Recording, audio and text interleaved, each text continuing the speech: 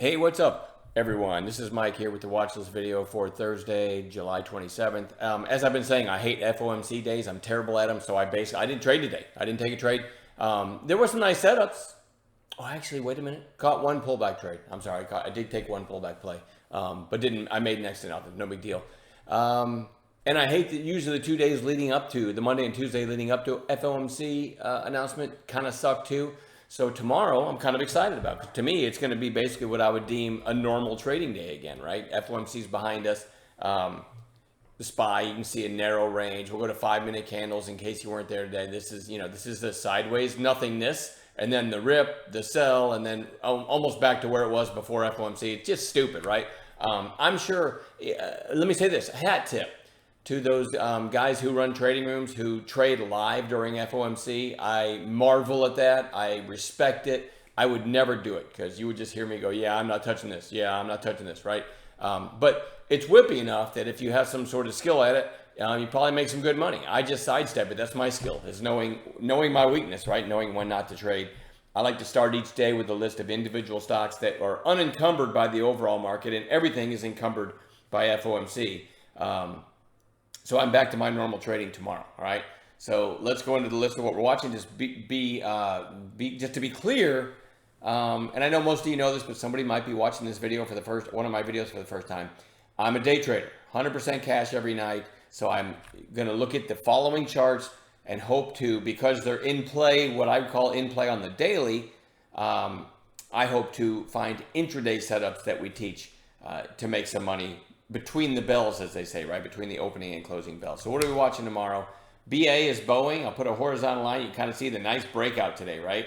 Big volume, broke out, went out at the highs. So super interesting tomorrow. See if we get a follow through setup. Same with Teladoc, TDOC, strong day. XPEV, Chinese EV play. So closed well off its highs. I generally don't like trading these. Did have good news with Volkswagen this morning. Had a pretty nice pop right from the open, but gave a lot of that back, as you can see. So anyway, I will keep it on a chart. See if I can get a setup. DFLI, I'm going to zoom in a little bit and kind of give you a better perspective on this one. So you had a really nice, almost upside shape here.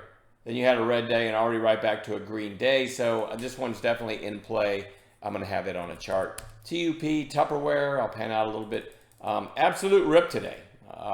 The range on it, 126 to 213. That's a huge percentage move. We'll see if it gives an A+ setup tomorrow. BTM. I've been watching this one for a few days, right? Over 385. And you must think, my God, I bet he made a killing in it. It went all the way to 440. I did not. I never got a trade in it. It gapped down, but in the opening 5 minutes, just ripped through 385. And then the next few minutes went all the way to 412, something like that. Could have watched a pullback after that, or could have maybe taken this flag break, but I never got involved. It's always embarrassing when I'm watching something and I like an area and it still rips without me. Having said that, it's still on watch because this was a pretty nice breakout and a strong close in it. So maybe I'll catch a trade in it tomorrow. Again, I sleep better being in cash every night. GPS. Trying to remember, they snagged a CEO from some other company, and I already forgot who. From Mattel, I think. They poached it, as the headline said. CEO from Mattel, and a nice attempt at a breakout today. Topped out at 10.04, so maybe through 10 tomorrow. We know that today's high is 10.04, could be the next catalyst. Certainly worth keeping on watch. Nice volume in it today.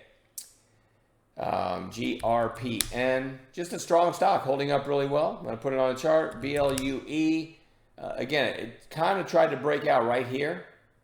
Pulled back for a couple days and is turning right back up. I like the volume this day is what put it on my radar, so we'll see. MNK, big rip today.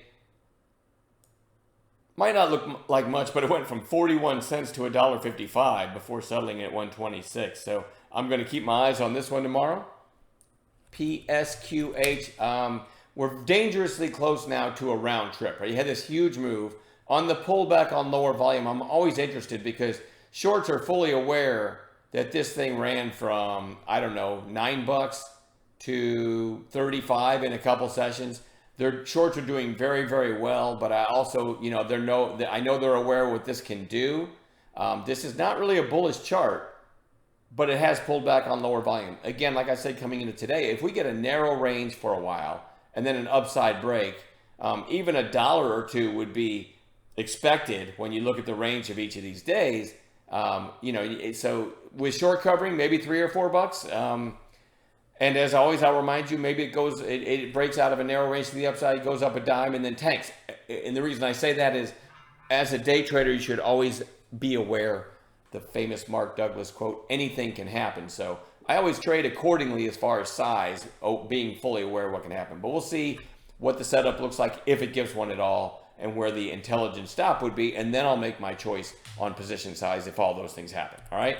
GFAI, really nice 2-day run, a few days lower on declining volume. That one stays on bounce watch. BBIG, kind of the same thing.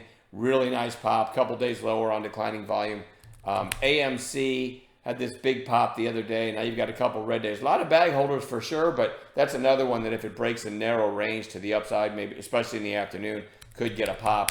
And then lastly, RX. RX is now coming down into this area between the 8 and the 20 day. I really like it kind of in the middle of that, which would be somewhere around here, but we'll see. This was super strong, had great news that started this rally, so I'm going to put it on bounce watch. That's it for me. I'll see everybody in the chat room in the morning. By the way, if you're watching this and you don't know, you weren't in HotCom this last few days, we are going to attempt our first day. It's really supposed to be Monday, but Thursday and Friday are going to be a test, so we're trying to use Discord tomorrow. Very excited about the switch to Discord. So if you log in and there's next to nobody in HotCom, I'm still going to open it just to tell people, hey, no, we're over in Discord now. And we've spent the last couple weeks getting over 300 people set up on the Discord side. So looking forward to that. There's a lot of neat options with that platform. So anyway, just a heads up. All right, I'm done babbling. See you in chat.